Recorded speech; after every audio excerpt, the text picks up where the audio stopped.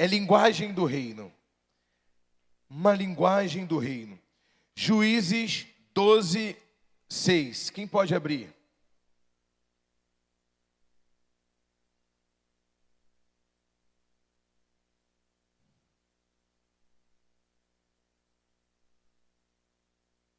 Juízes 12, 6. Diz assim. Perdão, vamos fazer o seguinte. Vamos ler o capítulo 12 todo.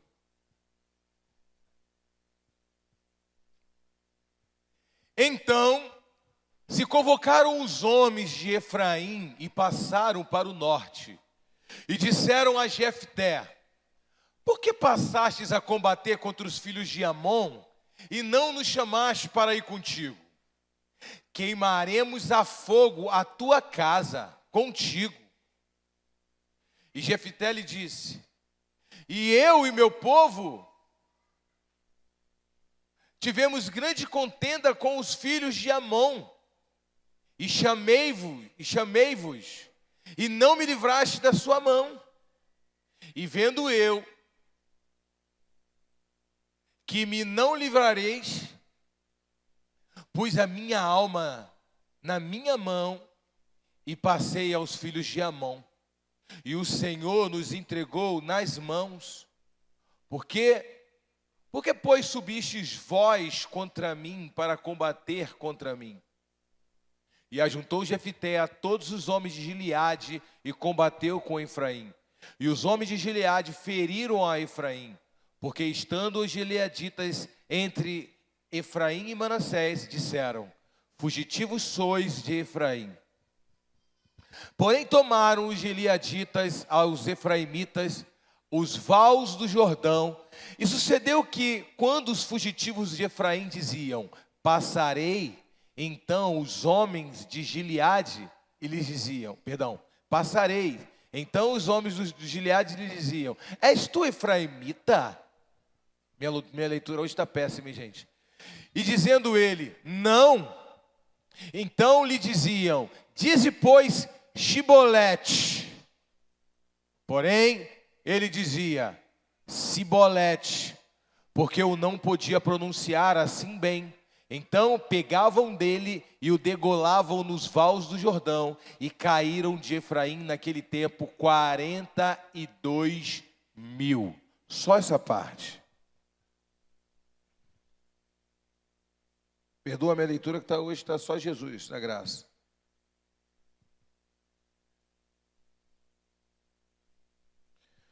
Imagina comigo que essa palavra é muito profética.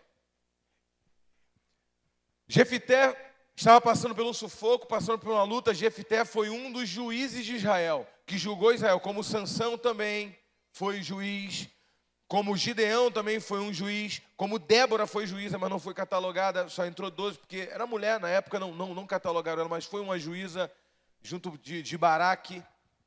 Então, esse homem, ele livrou Israel das mãos do inimigo. Em vez de Efraim ficar feliz, ele criou contenda. E disse: por que você foi combater os amonitas e não chamou a gente? A gente não é uma tribo de Israel? Então Jefté disse: eu estava em perigo muitas vezes, e eu busquei recurso com vocês, e vocês não nos ajudaram, e não nos acudiram, não fizeram nada, não me fez nada. Mas a minha alma me impeliu a isso, porque eu estava num momento de desespero, e eu parti para cima da guerra, porque senão eles iam me vencer. É isso que Jefté está querendo dizer. Estou traduzindo aqui para vocês. E agora vocês estão vindo contra mim para brigar por quê? Porque eu não chamei vocês? Então o Jefté levantou os gileaditas e foi contra Efraim, que era era a mesma tribo, era povo de Israel. Aliás, Efraim, ele significa fruto, frutífero, porque pri em hebraico é fruto, fri. Efraim é plural de frutífero, ou seja, é plural de muitos frutos. Ou seja, uma nação, uma tribo que nasceu para dar frutos, ela não estava dando fruto nenhum e estava querendo contenda com quem estava querendo dar.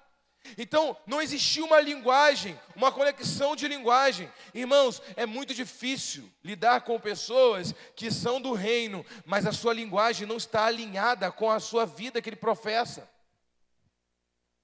A linguagem dele denuncia que ele não é o que ele representa pela sua roupa ou pela sua conduta. Ele carrega uma Bíblia, mas a linguagem dele... A pessoa para conversar, ela só tem palavra de crítica, ela não tem uma palavra de vitória. Você chega perto da pessoa e a pessoa, ela só tem palavra de crítica. Nossa, a igreja não tem isso ou não tem aquilo, poderia ser assim. Um dia uma pessoa falou para mim, só faltou dar uma lista de tudo que ela achava errado na igreja. Eu falei, você me deu uma lista do que você acha que está errado na igreja, mas você não me deu uma solução para nada. Você só apontou o que você acha errado, mas você não veio com uma ideia, você não veio com uma solução. São pessoas que têm uma linguagem negativista, pessoas que têm prazer de olhar naquilo que existe uma possibilidade de dar errado, mas existem outras milhares de possibilidades de coisas que podem dar certo e estão funcionando muito bem, mas a pessoa só olha para aquilo que está faltando.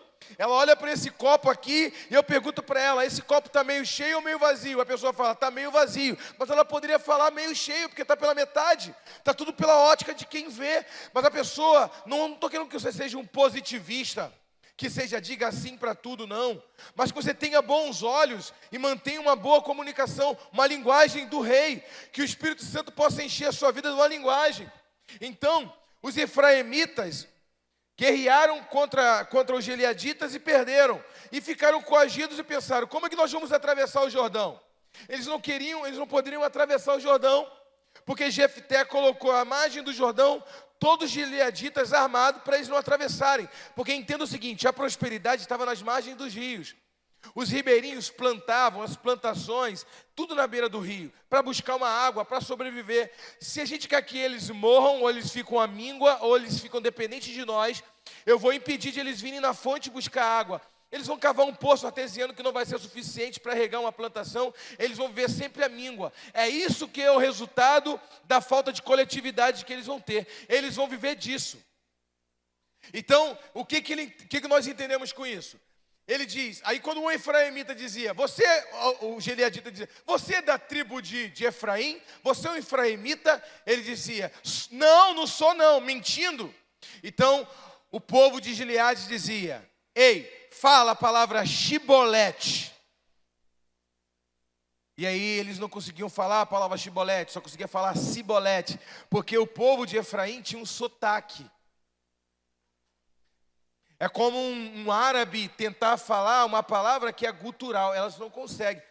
É como você tentar falar um americano falou assim, eu vi uma entrevista uma vez de um americano, ele disse, os brasileiros acham que falar inconstitucionalissimamente é difícil para quem está aprendendo português. Não é não, porque isso é uma palavra silábica, inconstitucionalissimamente. Difícil para a gente é falar mãe, que é uma palavra nasal, e a gente não usa o nariz para falar, a gente usa o dental ou gutural. Mãe, essa palavra só o português que fala, que solta som pelo nariz. Isso a gente não consegue, vai falar mãe. A minha mãe, ele não vai conseguir falar mãe. Isso que você fala de forma natural, mãe. Amanhecer, ela fala amanhecer, ele não vai falar amã.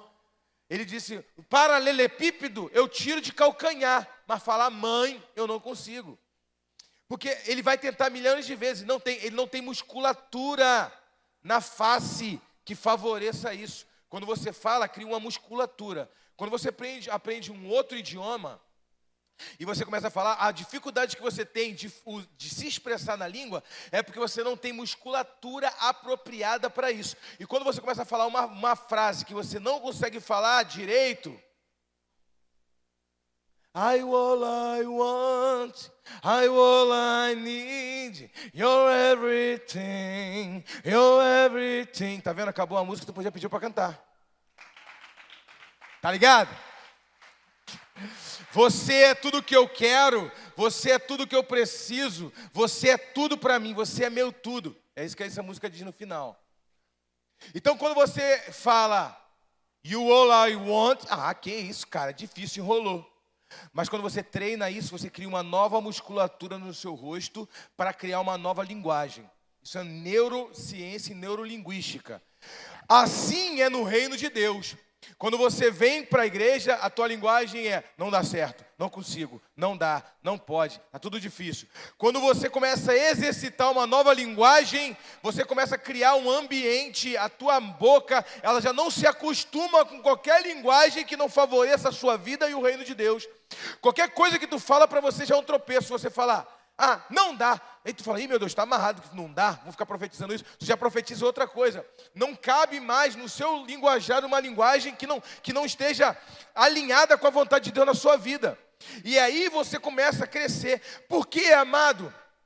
Por que Deus, ele bate tanto nessa tecla da murmuração? Por que Deus, ele bate tanto nessa tecla eu não gosto do povo que murmura, eu detesto a murmuração, o povo que murmura, que reclama. Por quê? Porque isso tanto incomoda a Deus. No livro Autorizado a Multiplicar eu falo sobre isso. No hebraico, palavra e deserto se escreve igual. Quando você se escreve igual, o que muda é o contexto. Por que palavra e deserto se escreve igual? Porque o deserto é o único lugar silencioso o suficiente para ouvir a palavra de Deus. E também o que nos coloca e nos tira do deserto são as nossas palavras. O que nos muda a nossa vida é o que sai da nossa boca, irmãos. Deus, ele transforma a nossa mente, a nossa boca transforma a nossa vida. É isso que o povo precisa entender. Deus não vai mudar a tua linguagem, Ele vai mudar a tua mentalidade. A tua linguagem, quem tem que mudar é você.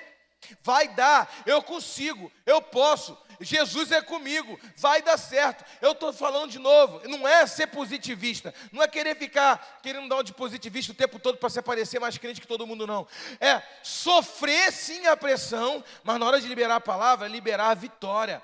Dizendo, eu liberar a derrota não vai adiantar nada, e eu não me amarrar e me enredar com as minhas próprias palavras. Para isso, amado, precisa de exercício. Quando alguém veio pegar meu celular, o rapaz foi pegar meu celular para configurar um negócio lá na loja, ele disse, está tudo em inglês. Aí eu coloco em inglês.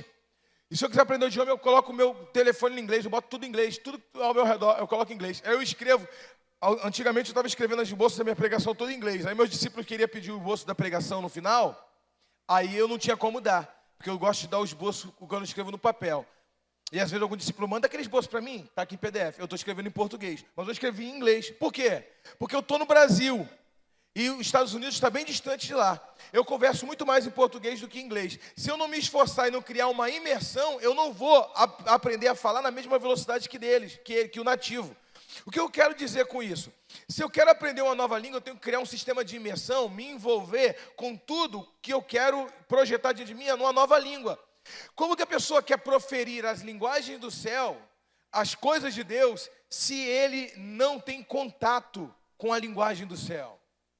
Se ele ora 5 minutos só por dia.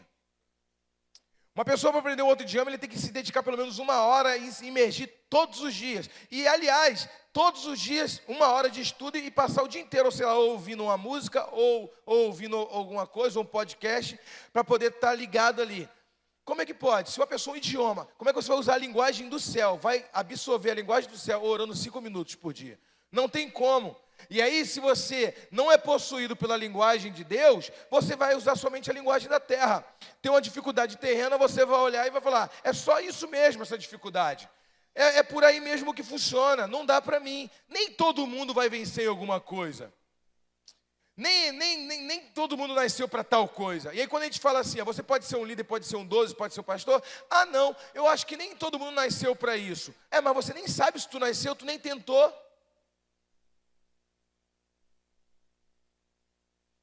A questão é que as pessoas, elas já desistem porque a sua linguagem já fez elas tropeçarem antes de elas começarem. É assim no casamento, eu nem tento casar, eu nem tenho certeza, eu acho que eu não nasci para ficar com ninguém. Aí a pessoa vai ficar sozinha para o resto da vida, e depois vai perguntar para Deus por que não casou. Meu irmão, se até a vida e a morte está na ponta da língua, quanto mais o teu destino. Eu tenho falado direto sobre isso. Deus criou o mundo pelos comandos de voz. E Deus nos fez a imagem e semelhança dele. Assim como Deus criou o universo dele pelo comando de voz, Ele nos deu o poder de criar o nosso universo. Aquilo que nos cerca. O meu trabalho, as pessoas que eu me relaciono, a minha saúde, tudo.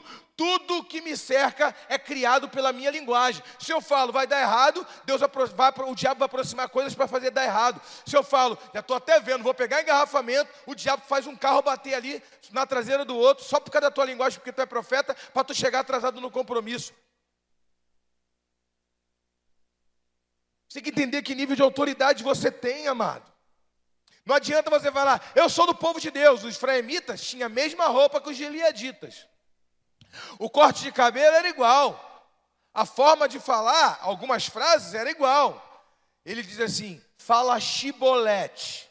E olha que tremendo, a palavra shibolete significa corrente de águas. Ele estava na beira do Jordão. Eles querem acessar um lugar que eles não sabem nem falar o nome. Eu viajei esse pessoal por onde para te aplaudir. Não, vamos sério. É para Jesus, irmão. Estou falando sério. Que isso? Olha o que Deus disse. Andará dois juntos se não tiver a mesma linguagem?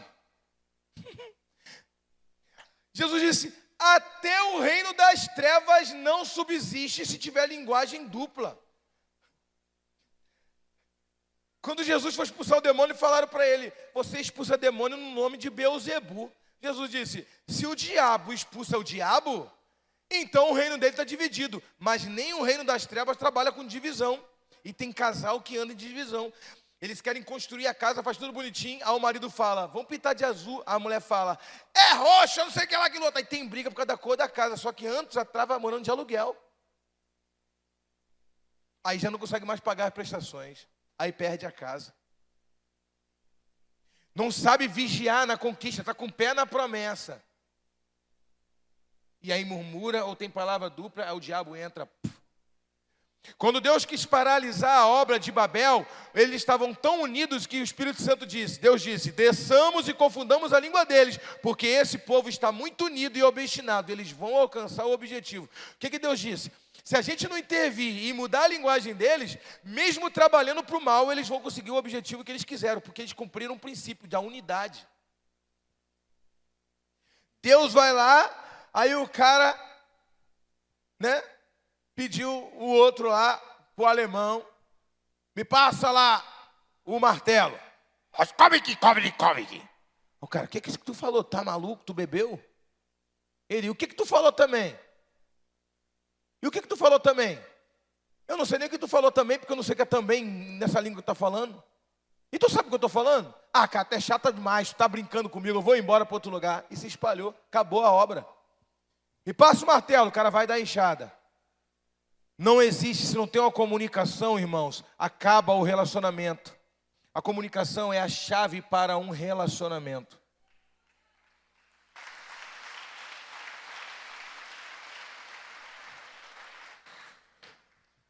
Olha, gente, quem já viu o filme, eu gosto muito de filme de história, filme antigo, filme de era medieval. Eu não gosto desses filmes mentirosos, não, que o cara... Uma vez eu estava... Sabe quando eu desanimei de ver filme?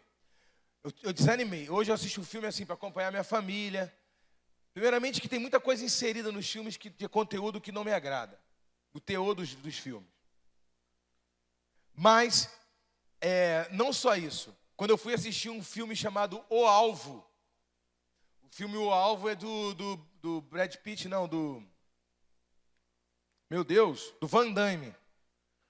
E aí ele tem um cabelão, comprido nesse filme. E aí tem vários caras no saguão, igual no hotel assim. Ele está descendo a escada e ele tropeça. A macaquinha, uma arma que ele estava, cai na escada e começa a atirar. E rola atirando a escada. E quando ele desce, matou todo mundo lá embaixo. Eu desliguei a televisão e falei assim, para mim chega. Tem essa cena no filme, não sei se vocês já viram. Que a macaquinha cai da mão dele e desce a escada assim, e está todo mundo lá embaixo, lá mais de 30 homens. Mata todo mundo. Não só feriu, não, matou, executou. Eu falei, tá melhor do que na mão dele. Se na mão dele, ele errar. Mas olha o nome do filme, O Alvo, né? Difícil, irmão. É muito difícil para mim. Então eu falo para meus filhos, eu assisto um filme de medieval que ainda tem alguma coisa de história, né? Tu aprende a história, sei lá, fala dos vikings, fala de qualquer coisa, mas tu tem algum conteúdo histórico, tem alguma verdade por trás daquilo ali. Não dá, eu não vou ficar 2 horas assistindo só mentira, sabendo que é tudo mentira. Eu não vou ficar, irmão. Eu não tenho paciência para essas coisas. Mas tem gente, irmão, que eu esqueci o que eu ia falar. Me lembrei, irmão.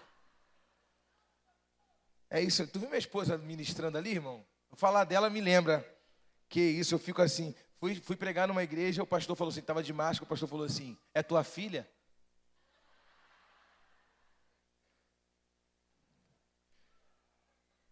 Eu falei, eu criei. Irmãos, eu sou 7 anos mais velho que a apóstola. Só que esses 7 anos aumenta para 15. Por quê? Ela parece 7 anos mais nova, eu pareço 7 anos mais velho. Então... Mas a gente está feliz, ela está bom, está aqui. A água está evaporando, mas ela gosta.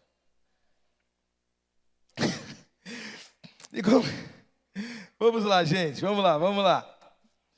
E aí, na época desses filmes medieval, fala muito do Senado, né? Quem viu aqui o Gladiador, aquele filme do Gladiador? Ninguém? Pelo amor de Deus, você tem que assistir esse filme. Ah, botar no Cine Pipoca, brincadeira. Esse filme é muito bom, gente. E aí... No filme Gladiador tem o Senado, né? E o Senado tenta convencer o rei que está errado. O cara é um rei que assumiu o lugar do pai dele. E o garoto novo, muito prepotente, e o Senado tudo cabeça branca, os caras conselheiros ensinando eles, né? Dizendo assim, olha, não é assim, cara. Olha, eu estou compartilhando com você tudo que eu aprendi com o seu pai, Marco Aurélio. Seu pai era muito inteligente. Marco Aurélio é um filósofo, irmão. E você está indo numa contramão, você pode fazer uma mudança, mas calma aí, não mexe com essa estrutura. Mas o cara não ouviu os conselheiros. Aí a Bíblia diz assim, ó, na multidão de conselheiros há sabedoria. Isso a Bíblia diz, na multidão de conselheiros. Existe, olha, quando você nasceu, eu vi no dia que tu nasceu, eu vi no dia que tua mãe veio te enroladinho no pano, eu já era conselheiro, eu já fazia parte do Senado do seu pai. Eu conheço a mentalidade dele. Você é o rei, mas eu tenho para te ensinar. Você pode ser o apóstolo, mas você tem para aprender com alguma coisa com alguém. Você pode ser o papa, você tem alguma coisa para aprender com alguém. E na multidão de conselheiros da sabedoria, eu estou aqui. A gente está aqui para te orientar, para te ajudar, para te dar uma ideia. A decisão é tua, mas ele não aceitou. Mas o que serve o Senado? A palavra, o Senado ali, no grego, essa palavra, o Senado, ele denota a eclésia. Tem a mesma palavra para eclésia. O que é eclésia? Eclésia também denota, significa, em grego, igreja, a eclesia, o poder eclesiástico, algo relacionado ao ministério, algo relacionado ao sacerdócio, à igreja. E o que a eclésia fazia? O que o Senado fazia? O rei tinha uma linguagem, uma educação muito depurada, muitos idiomas, um vocabulário muito alto, muito nobre. Então ele não tinha uma comunicação direta com a plebe, com o povo. O Senado era pessoas competentes que surgiram do meio do povo, e eles saíam do meio do povo e sabiam manter a comunicação com o rei e passar para o povo o que o rei queria que eles fizessem. Então o Senado ele fazia essa mediação entre o rei e o povo. O que é a eclésia? O Senado. Ou seja, somos nós, os embaixadores, essa é a palavra correta. Paulo diz que nós somos os embaixadores de Cristo, ou seja, o mundo não conhece a linguagem do céu, mas Deus nos permitiu conhecer essa linguagem para que nós pudéssemos apresentar para o povo a vontade de Deus. Então nós somos embaixadores, nós somos a igreja, nós somos a eclésia. Isso é um privilégio. Quem é a eclésia? A eclésia são aqueles que cercam o rei, estão próximos do rei. Esse povo é a eclésia. Obrigado, filho. Deixa eu matar logo essa aqui, para tu não viaja.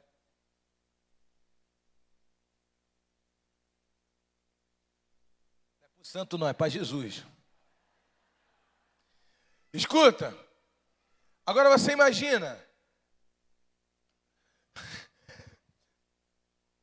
a eclésia estava perto do rei, ele aprendia a mentalidade do rei e traduzia a mentalidade do rei para o povo. É esse o nosso papel. Vocês se lembram de Isaías? Isaías capítulo 6 diz assim: no ano que o rei Uzias morreu, no ano que quem morreu? O rei Uzias. O rei Uzias era primo dele. No ano que o rei Uzias morreu, eu vi o Senhor sentado no seu sublime trono, e o séquito do Senhor enchia toda a casa. E aí ele disse: ai Deus, misericórdia de mim, porque eu sou um homem impuro, de lábios impuros, e habito no meio de um povo de lábios impuros. E aí um anjo vem e tira das Atenais, com um pegador de salada. Vamos traduzir, tem que traduzir. O Atenais é igual um pegador de salada. Ele pega um Atenais e tira a brasa do altar, e o anjo purifica a boca de Isaías. Agora tu vai falar para mim: apóstolo, Isaías xingava palavrão? Não, amado, longe disso. Isaías não xingava palavrão, Isaías era um profeta. Mas como ele estava o tempo todo no palácio com o rei, e não estava no ofício de profeta, a linguagem dele foi deturpada. Então ele está querendo dizer o seguinte: Senhor, eu habito no meio de um povo que a linguagem não está em consonância com a tua vontade.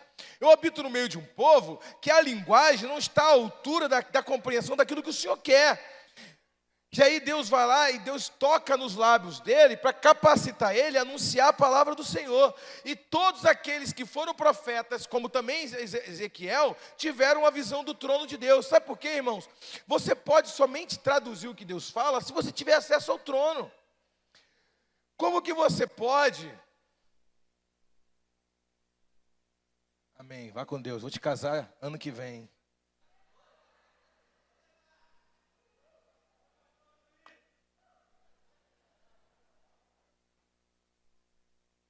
Botei no grupo do futebol lá uma pretendente flamenguista, mas os solteiros não quiseram, mas não tem problema. Vamos orar mais um pouco. Esquece o Flamengo, gente. Hoje é dia de alegria. Amém? Em nome de Jesus. Não vamos parar de time aqui, não. Escuta só, gente. Então, o que acontece? Como que uma pessoa que foi chamada para ser eclésia, a igreja, quase não vê o rei, quase não ora, não fala. Ezequiel, ele profetizou o que o rei falava para ele. A Bíblia diz que Ezequiel estava no vale de ossos secos e ele andava em torno dos ossos, ele não pisava nos ossos. Já falei isso aqui. Por que ele não pisava nos ossos? Porque para Ezequiel era só um osso seco, mas para Deus era um exército poderoso. É como se Deus estivesse dizendo: não pisa em quem está no vale não, porque eu vou levantar e vou fazer dele o meu exército.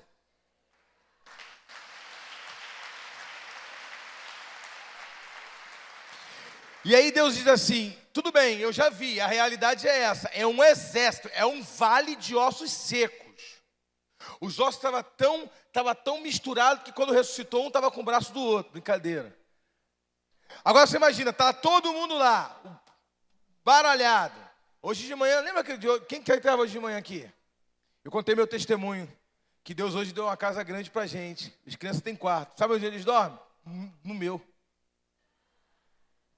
A mentalidade tem que mudar, né? Mas olha só que tremendo. Já passamos por tantas lutas, né, irmãozão? Uma vez a gente dormiu todo mundo embolado no mesmo quarto, irmão. Mas todo mundo embolado. Que de madrugada o Jorge Lucas falou assim: ai, não estou sentindo a minha perna. Aí a Natália falou assim: o que tu está sentindo? Eu estou coçando minha perna, não estou sentindo. A Isabela disse: está coçando a minha. Todo mundo embolado, irmão. E aí, o Vale dos Ossos Secos era mais ou menos assim. Estava todo mundo lá embolado, lá. E aí Deus disse assim, ele não sabia nem quem era, quem não era. E aí... Vocês estão rindo? E aí estava todo mundo lá embolado lá, os Vales dos Ossos Secos. E o Ezequiel falou assim: e esse aqui era rico, esse aqui era pobre. Não tinha nem rico nem pobre, todo mundo era só osso seco. E aí Deus disse: olha, tu não está vendo nem o dedo minguinho de ninguém, é só vale de osso seco. Você não pisa nem numa unha, não tem unha encravada, porque não tem a carne. Então, não pisa não pisa em nada dele. E só contornou e volta. Só fala o que eu colocar na tua mente para você falar. Profetiza, filho do homem. Profetiza carne. Profetiza, profetiza. Agora profetiza o meu espírito sobre ele. Ele disse, Senhor, sopra o teu espírito sobre ele. Irmãos, entenda o seguinte, a eclésia, ele profetiza e fala aquilo que Deus coloca no seu coração. Mas para você falar o que Deus colocou no teu coração, você tem que estar diante do trono, com esses 5 minutos pérfios de oração sua. Deus não vai nem falar a frase completa, meu Deus do céu, Jesus, estou vendo vídeo de Flamengo demais. Entendeu, Washington? Deus diz, eu quero que você profetize sobre a sua família. Eu quero que você profetize sobre as nações. Eu quero que você profetize sobre o bairro. Eu quero que você profetize sobre a saúde do teu vizinho. Eu quero que você passe momento na minha presença para eu ir subindo ao teu coração o que você profetiza. Às vezes eu estou 4 horas da manhã orando de pé, irmãos. Eu estou orando ali falando com Deus, eu já falei tanta coisa, já não tenho, eu fico pensando no que o Senhor quer que eu profetizo. Eu começo a profetizar aquilo que Deus vai colocando no meu coração, eu profetizo isso na vida do fulano. Eu profetizo que fulano vai para esse encontro. E eu começo a profetizar. Eu estou no ambiente, o que eu vou falar vai determinar do que Deus colocar nos meus pensamentos. Então eu falo, Deus, sopra sobre a minha mente os teus pensamentos e me permite eu dar voz aos teus pensamentos. Você vai ver uma igreja produtiva, uma igreja que cresce, uma igreja que avança como ser humano, você crescendo em todas as áreas, na sua área familiar, na sua área espiritual, na sua área financeira, na sua comunhão com Deus, quando você começar a falar aquilo que Deus coloca no teu coração. O problema todo, irmãos, que a igreja está falando aquilo que o diabo tem soprado no seu ouvido. A igreja passa muito mais tempo com conteúdos satânicos do que num ambiente que favorece o reino de Deus. Eu vi o trono de Deus, diz Isaías. Ezequiel disse, eu vi o trono de Deus. Os homens falaram, eu senti a presença de Deus, ele profetizava. A Bíblia diz que quando o tangedor tocou, o Espírito de Deus possuiu Eliseu, e Eliseu profetizou segundo a vontade de Deus. Davi foi possuído pelo Espírito Santo e profetizou. Moisés foi possuído pelo Espírito Santo e profetizou. A Bíblia deixa bem claro isso. Pessoas querem se profetizar e não querem ter comunhão com o Espírito. Querem construir uma vida com Cristo sem ter Cristo. Querem as bênçãos de Deus sem ter o Deus da bênção. Querem manter comunicação sem relacionamento. A palavra relar vem de relar, de encostar. É que o carioca fala errado, não rala em mim. Todos os povos do Brasil falam relar, mas o carioca fala ralar. O certo é relar, porque a palavra relacionamento vem de relar, de encostar, de estar tão próximo, de manter a comunicação.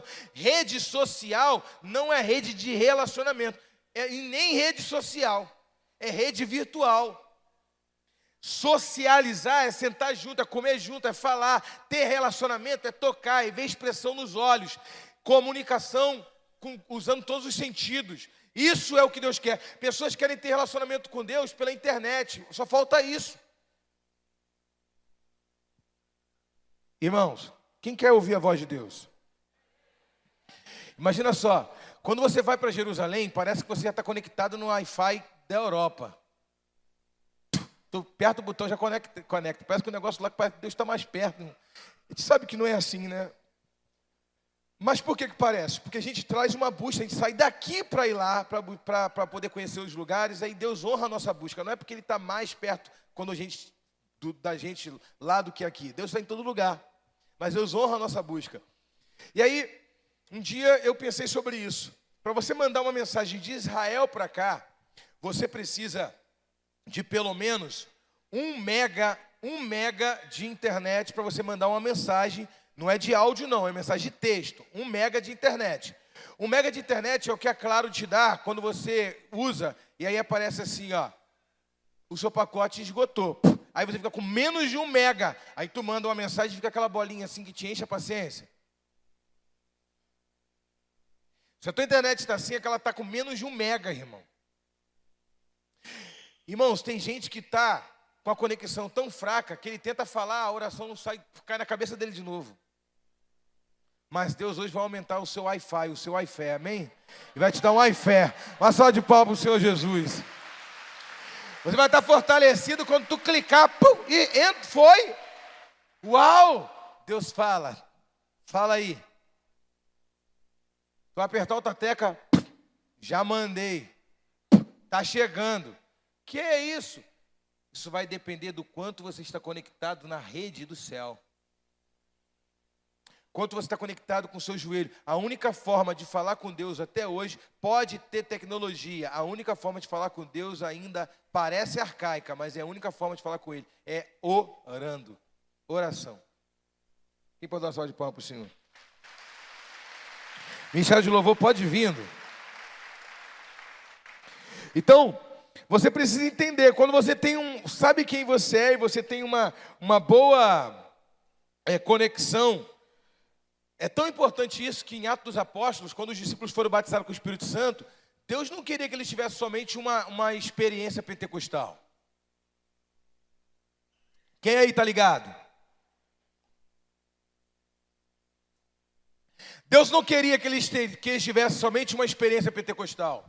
Por isso que antes de eles serem batizados com o Espírito Santo, Deus mostrou para eles línguas repartidas como de fogo. É como se estivesse dizendo, eu não estou enchendo você de poder para você sapatear e girar, não. Eu estou te enchendo você de poder para anunciar as maravilhas de Deus. Porque a Bíblia diz que os povos passavam e todos ouviam o Evangelho sendo pregado na sua própria língua materna, ouviam as maravilhas de Deus sendo anunciada. Quando Deus te enche do Espírito Santo, Ele enche para mudar a tua linguagem. E as pessoas possam ter acesso à maravilha de Deus através da tua vida. Agora tem pessoas que não dão testemunho. Elas estão com a pessoa, uma amiga que não é crente, está indo para o banco e está falando mal de um, e está falando mal de outro, e está falando um monte de coisa. A pessoa que não é crente, ela pensa, eu vou para a igreja para ser igual a essa pessoa? Deixa eu comunicar algo para vocês aqui. Quem está ligado aí? Se você chamou uma pessoa para na célula uma vez, ela não foi, persevera, jejua e ora por ela. Pode ser uma escravidão de Satanás, uma escravidão de Satanás. Se você chamou 2 vezes e ela não foi, pode também que o diabo está prendendo na vida dela. Tu orou e jejuou por ela 2, 3 meses, chamando direto aí para a igreja, e ela não foi, para de orar. Ela não está indo porque ela não quer ter a vida igual a tua.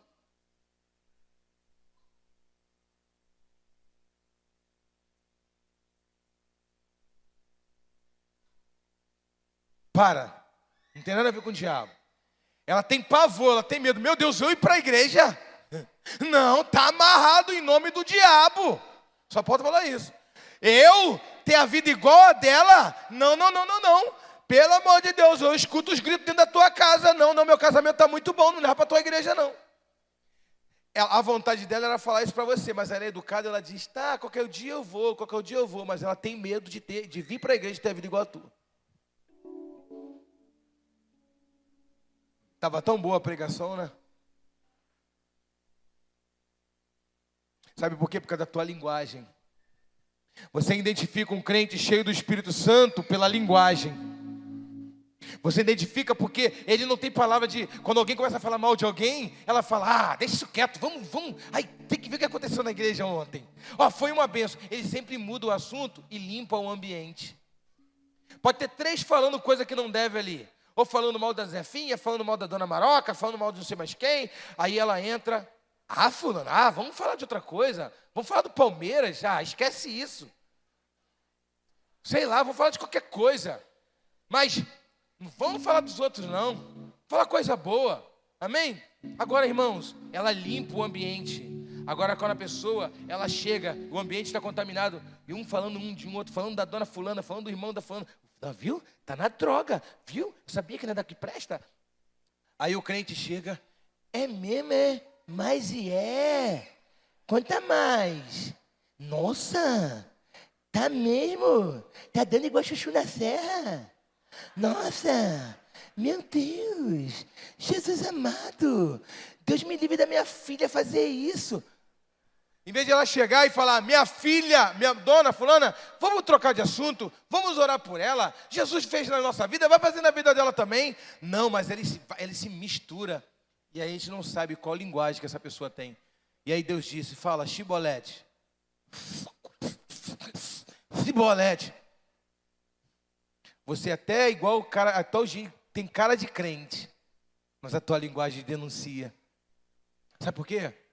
Você não treinou ter uma linguagem do reino. Você simplesmente quis ser do reino sem ter a linguagem do reino. É a mesma coisa. Eu sou americano. Me English. Aí, teve um pastor amigo nosso que chegou no barco lá no Egito. Ele baixou o Google Tradutor, nem o Google Tradutor ajudou ele. Ele foi pedir um negócio, o cara deu uma sopa verde para ele. Eu não pedi isso aqui, eu pedi carne de boi. O cara falou assim, um carne de preciso, o boy de um menino, carne, eu preciso de carro, need, preciso e boi.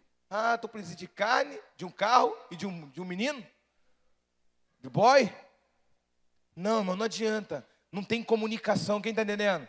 Então, se você quer ir para uma terra, tu tem que se preparar para aquela linguagem lá. Tem gente que quer ir para o céu com linguagem da terra, irmão. Vai ser um estrangeiro no céu. Não vai entrar, irmão. Passaporte negado. Mas seu Pedro...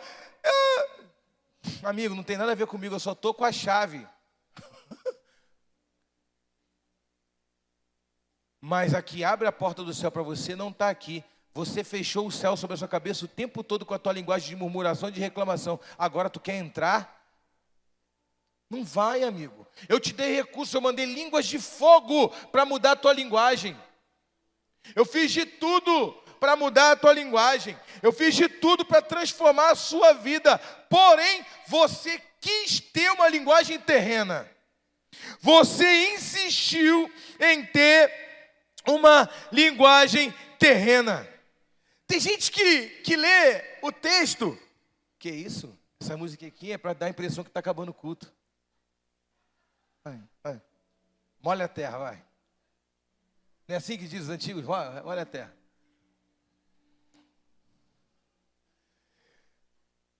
Que Moisés era pesado de voz.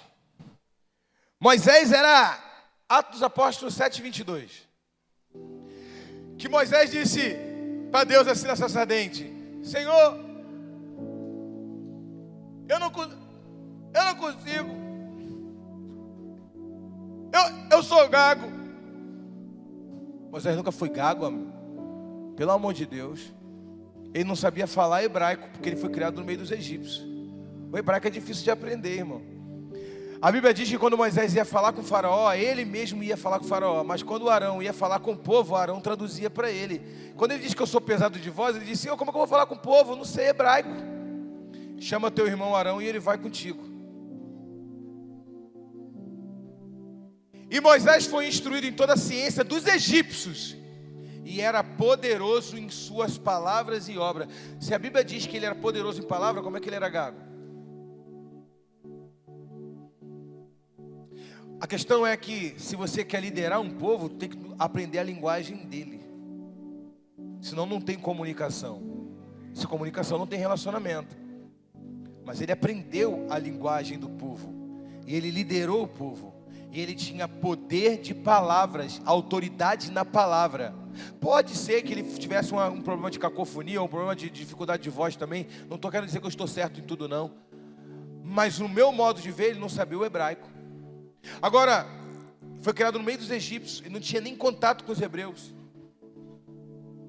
Logo em seguida, você vê no Novo Testamento os discípulos lá e Pedro está sentado à fogueira. E aí alguns discípulos, Jesus está sendo julgado lá na casa de Caifás.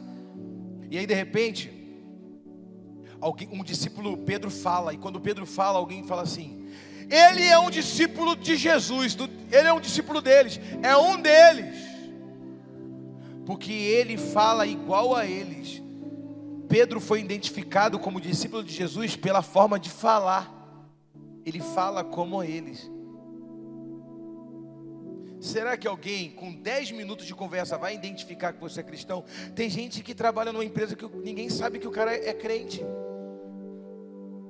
É impossível uma pessoa que nunca te viu na vida conversar contigo 10 minutos e não identificar que você é cristão. Pela tua postura, pela tua forma de falar, ou alguma linguagem, tu vai soltar alguma coisa, ou abençoado. Deus proverá. Alguma coisa tu vai falar que vai identificar você como cristão. Mas a tua linguagem oculta aquilo que você professa publicamente que é.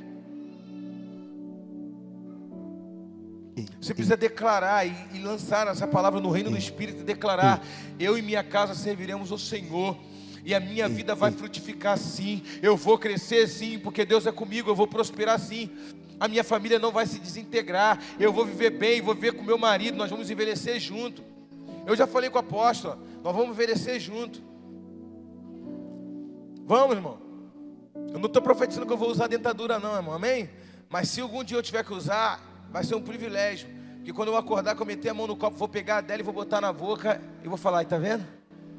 Estou com o teu sorriso. Ela, e eu estou com o teu. Eu falei: eu não disse que eu ia colocar um sorriso na tua boca?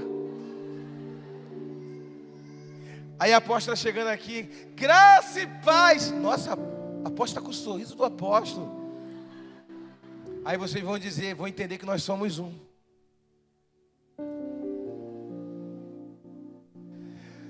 Sabe quando as pessoas olharem e falarem assim, Deus fala assim, ó, vou deixar minha dentadura perto da sua cama, para tu já acordar e colocar o meu sorriso na sua boca. Colocar a minha linguagem na sua boca. Desde o dia, da hora que você acordar, até a hora que você for dormir.